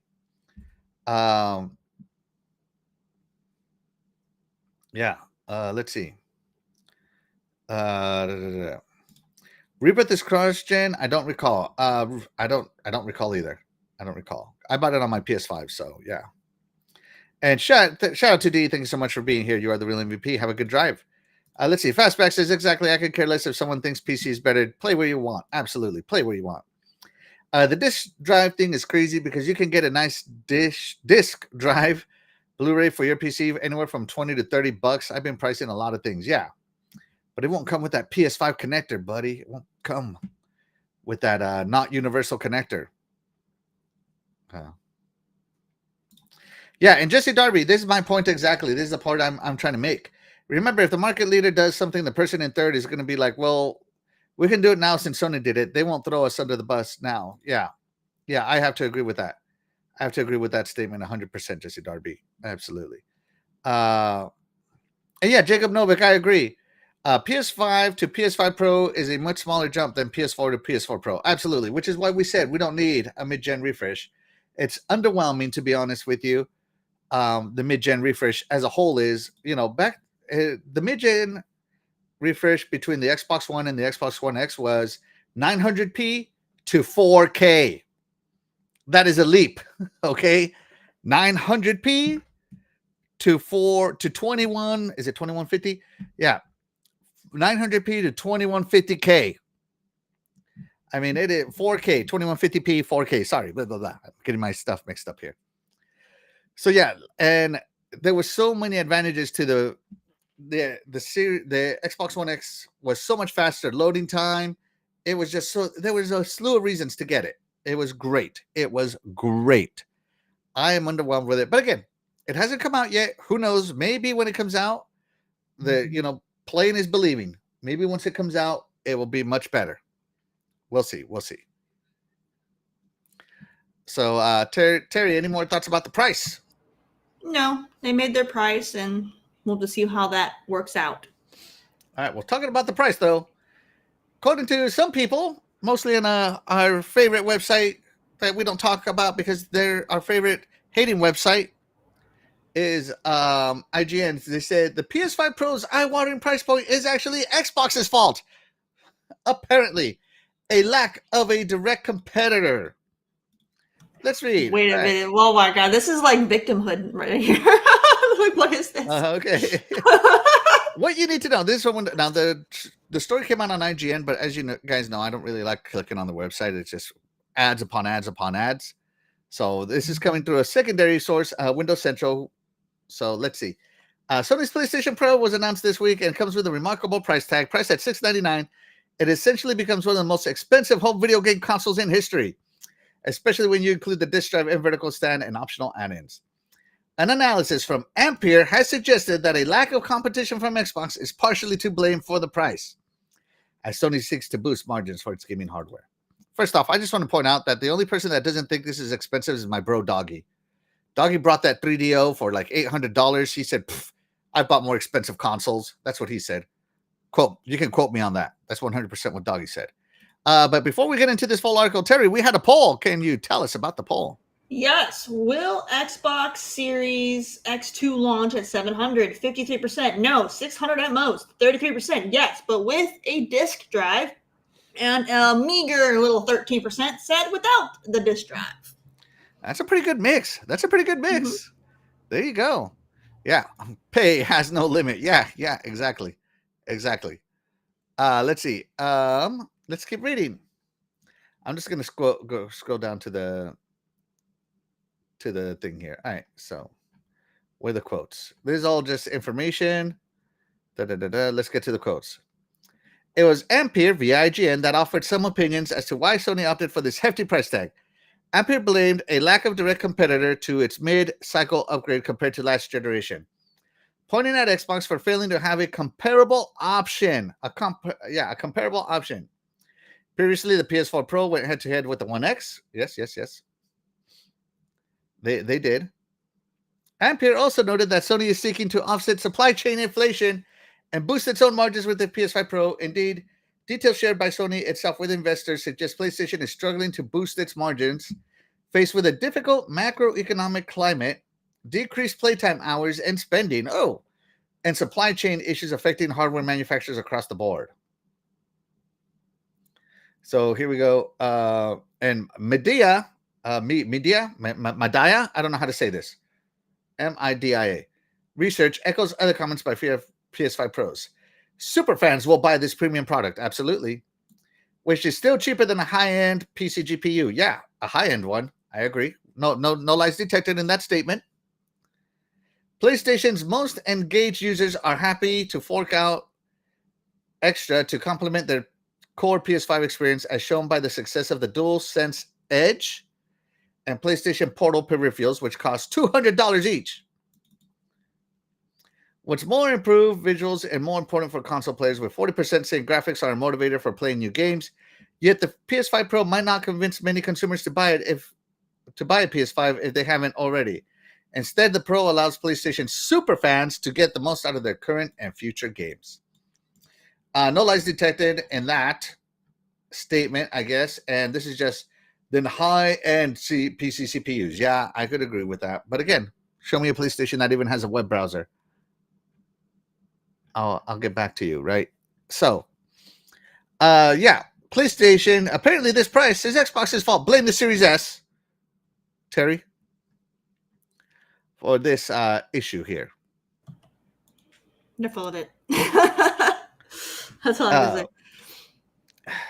I don't buy that at all. That is such a crappy thing to say. It's dumb. It's dumb. Xbox said we're not going to do the refresh. Sony made a choice. They're like, yeah, we're still going to do it, and we're going to do a crazy price, and we're going to blame it on them for not challenging us. Like, what? It's like literally the ball is 100% in your court. You can do what you want, and you're going to, blame the other guy for the choices you are making. Now. You guys are greedy. You've always been greedy. Everything about PlayStation, has been about greed and raising prices. They were the first ones to raise console prices. They were the first ones to raise the costs of games. They were the first ones to raise prices for everything. All right? No, it's everybody else's fault. Online service too. Yeah, it's everyone else's fault that they're expensive. No, they chose to be expensive because they are so high on their ego trip and their pedestal that they can do whatever they want.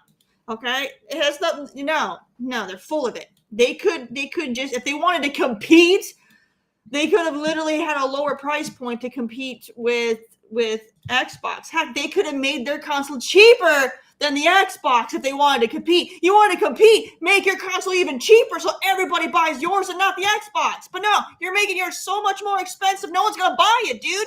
No one's gonna. Well, people less than the top 1% are gonna buy it. Yeah. All right. It's less than 10 mil. It's dumb. Yeah. If you wanted to compete, you would do what most of these corporations do is they smother out your competition with low prices that they can't match. That's how you compete. All right. And they're not doing that. Instead, you're smothering out your consumer base instead of your competitor. You're smothering out your consumer base. You guys are fools. Fools. Yeah. Total fools. Jesse Darby, yep, I think Phil and Microsoft were smart for not doing the mid-gen refresh. Absolutely smart. Jesse Darby, it's 2160p. Yes. Sorry, I don't know what it is officially, man. I call it 4K. I don't memorize the pixels, right? But yeah, it's 4K. So it went from 900p to 2160p. Yeah, absolutely. Let's see.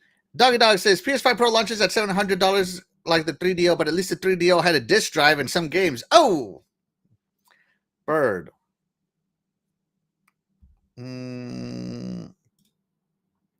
Why is this untrue? Because on PS5, it's $10 to upgrade from some PS4 to PS5 versions.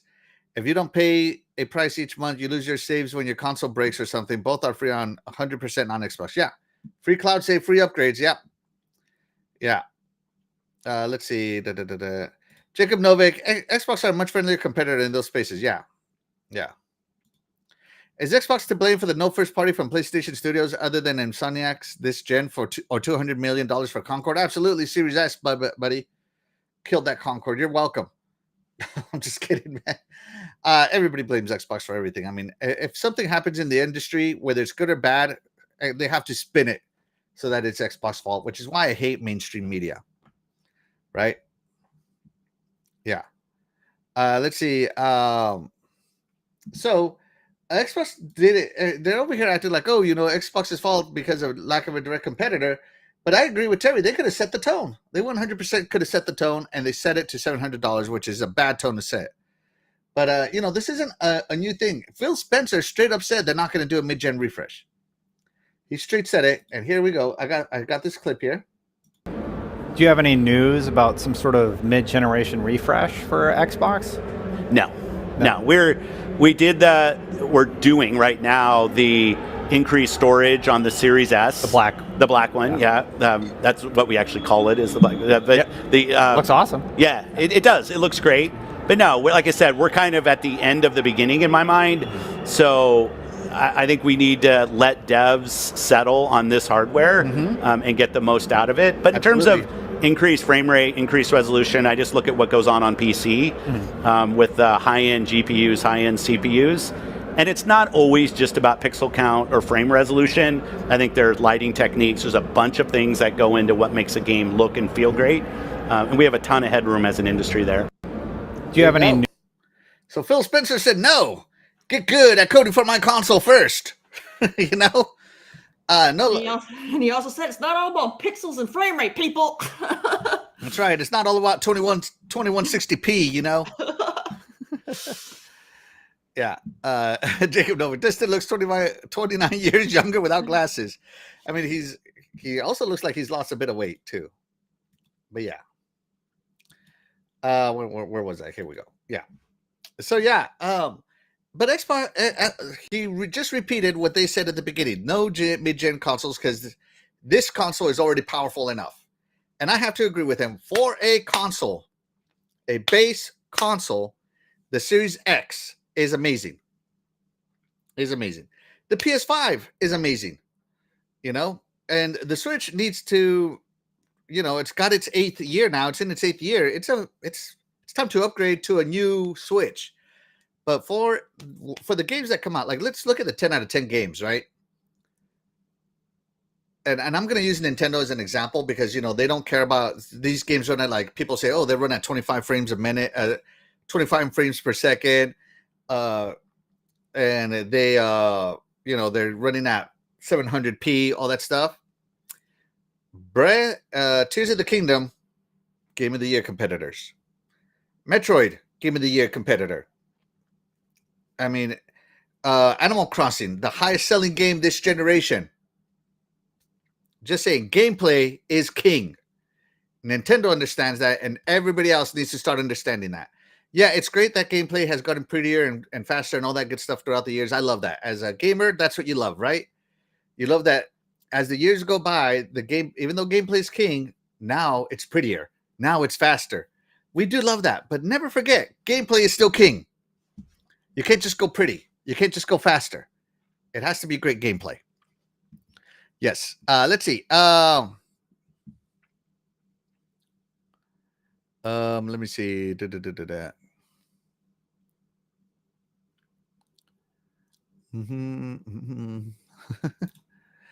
I know one thing during the holidays, they're really going to blame the Series S because if they have the PS5 Pro on the shelf at that price right next to the Series S on sale for $149, yeah, no lies detected. Low lies detected. Let's see. Fastback PS5 editions has had less first party so far, and if I was only on PS5, I would still have plenty of third party to play. But we'll say Xbox One gen, even with all its critics, was still better than PS5 so far. Oh yeah, console generations are changing, buddy. They are, and I agree. Game output from first parties is less and less every time. Weird that after the failing of Redfall, Phil had to go on every podcast to defend himself and do interviews, but Concord could be the biggest financial failure of all time, and instead blame gamers. I'll tell you what, man. Concord failed, and you're paying for it. This $700 price tag includes a Concord fee. 100% includes a Concord fee. That is so expensive. Sorry for those of you that are going to buy it, but I 100% believe that this thing was probably going to be $650, and they're like, Concord flop, add $50 to it. You know, like I can feel the board sitting there. Yeah. Jesse Darby, the Xbox One X didn't sell good, so this is why they moved away from the mid-gen refresh. Well, what was the best idea? Yeah, mid-gen refreshes, I think, are unnecessary. I understand it's a way to sell more hardware, but I just don't. I'd rather you focus on what you have and give me the full jump to next gen, so it actually feels like a good jump. You know what I mean, Terry? Yeah. Nintendo is held to a different standard, as you can see by all the articles shot when games are 30 FPS on the Xbox. Starfield, Hellblade avowed, but crickets for Nintendo. Gameplay is king, man. Yeah, gameplay is king. That's all I'll say. You know, you can talk crap about all the frames and stuff, but if what you put out runs great at those frames, then you got success, right, Terry? Yeah. Yeah. And Jacob Novak, yeah. Mario Kart 8 Deluxe, which is a port from Wii U, is the #1 seller on Switch. Yeah. Nintendo's on it. Let's see. Jesse W. You know when I said 4K was just a joke when I found out that we ain't ever going to have 4K national television channels? The highest they have is 1080i. All the rest are 9, 2720, and 480. I'm sorry. I don't understand the 927. I think that was a date. That looked like a date. Yeah, I feel like that's crazy. But no, I think I isn't a thing anymore. They're all streaming digital now, at least in my area. All my channels are streaming, but they could still be 1080. Yeah. Let's see. There's the Xbox tax bias giving media charges Xbox and gamers. Concord tax PlayStation charges its gamers. There you go. Taxes are being collected. Yeah, absolutely. Shout out to Happy Cloud Gamer. Thank you so much for being here. You are the real MVP. He says, good morning. You know me. I still think that the true next generation of gaming is cloud gaming technology. Absolutely. I love cloud gaming. Do I think it's next gen yet? Not yet, but I'm so glad they're invested into it. Super duper glad. Super heavy. So yeah, there you go, Terry. So PS5 implications for Xbox pricing could mean more expensive consoles next generation in 2 years. It could also mean, Xbox could also do their own thing and go, you know what? While you're that price, we're going to be this price with hardware that's just as powerful or more powerful. I hope that's what they do. Undercut the other guy. Yeah. Xbox has always been, in my opinion, the most powerful, best bang for your buck console, which is why I've gotten it, not included mid-gen refreshes, okay? Xbox One series being the exception, Xbox One generation. But I really hope that the next gen, in 2026, that it comes out with an Xbox that's so powerful that PlayStation's like, oh man, we gotta go do some research on the PS6. Man, we can't do it for the price Xbox is doing. We gotta charge more. But it's the same. I really hope that this brings it out. And so statements like this, a lack of direct competitor, goes away. And if for everybody that's saying that, we want Xbox to fail, I hope you're happy with the results, because this is only a taste of what will come. I promise you, these consoles will be over $1,000 if Xbox wasn't around. Just saying, right? Right, Terry? Yep. Yeah. And I just want to do a little topic for fun. I found this for fun here. I was looking at it. Holy cow, it is zoomed in. Let me zoom out my link here. So new Xbox games coming this week. So between this episode, or that came out in this last week. So the big one, of course, being Warhammer Space Marine 2. I want to get this game so bad. My cousin was showing it to me, was telling me, let's get it and play it. I'm like, I'm in. Let's do it. So this released September 9th. Customers from Hell, September 10th. Rugrats, Vampire the Masquerade, Reckoning of New York, released. Yours Rising, released. September 11th. Aiden in Danger, released. Action Supercross, released. Crossy Road Castle, released. Kiki, released. And then on September 12th, Dice Assassin, released. Fabledom, released on console. Garden Witch Life, released. Goob and Balloons DX, released. Grapple Dogs, released. And this is all on the Xbox, by the way. Lollipop Chainsaw Repop, released. I know a lot of people are excited for that one. Mellowbot, The Last Song, released. And Pickle Park 2 released, which Pickle Park is so funny. Self Loss released, and Test Drive Unlimited, for those of you that love Test Drive. Yeah, Solar Crown. I've been waiting for this game for so long. There you go, get it, $60. I know it. Jackbox Naughty Pack released. Numata released. I don't know what this one's about. Never heard of it. Road Defense Outsiders released. Samurai Kento released. Wild Bastards released. This one looks good too, though. On September 13th. So all that was September 12th. Big release date. On September 13th, Deep Beyond released. Demon School released. Edge of Sanity released. Funko Fusion came out. I know that this was shown off on the showcase. Yeah, Funko Fusion came out. Metro Quester release. Osaka. Unholy released. And that was it. That's all the releases for the week. So those are the games for the week, Terry. Look at this. It's good to game on Xbox. Just saying. It's good to be here, guys. So yeah, for me, the most excited release on those are going to be Space Marine and Lollipop Chainsaw. What about you, Terry? So yeah, Space Marine 2, Mm-hmm. Test Drive, Mm-hmm.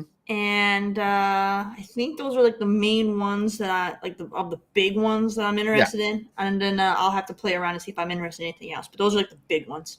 Absolutely. There you go. 2 games released just this week. Add them to the backlog. Yeah. And shout out to Lotus Spirit. Thank you so much for being here. You are the real MVP. He says the Xbox Series S is still the best value in gaming. 1080p at 60 frames per second for $240. Game Pass for life. Absolutely. Can't disagree. No lies detected right there. Shout out to Chad Walker. Thank you so much for being here. You are the real MVP. And glad you're here, buddy. Glad you're here. The Gina says Test Drive Unlimited Solar Crown Release 2. Oh, that's right. And there you go. So yeah, all right. And that's going to do it for the topics today. Terry, anything else you want to talk about today? No, I think that's good. Yeah, I think that's going to do it for today. Guys, as always, we wouldn't be able to do this show without you guys, the chat. And that's why you guys, the chat, will always be the MVP to any of the shows here on the Iconic Video Games channel. With that being said, guys, we are going to go ahead and get out of here. I'm Maxwell1324. And now I'm Cool Cat Terry. And we'll catch you guys next week. Bye, everybody.